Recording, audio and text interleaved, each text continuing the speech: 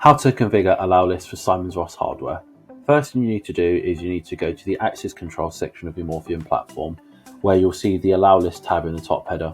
It's important to remember that you need to have Simons-Voss hardware configured for the customer you have selected, otherwise the allow list tab will not appear.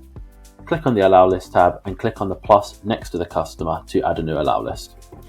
To add new persons to that allow list, click on the pencil next to the persons and select the persons that you want to be on that allow list. Press the pencil again to save that, and then come down to doors. These will be the doors for which the persons you have already selected will be on the allow list for. You'll be able to see the doors for the sites that you've got configured. Simply click on the doors that you want and press the pencil again to save. Once done this, press in the top right corner to save the allow list. If you wanted to do a quick check to see which person has access to which allow lists, come to the persons section and select the person that you're interested in. Click on the person and scroll down to see which allow list they have access to.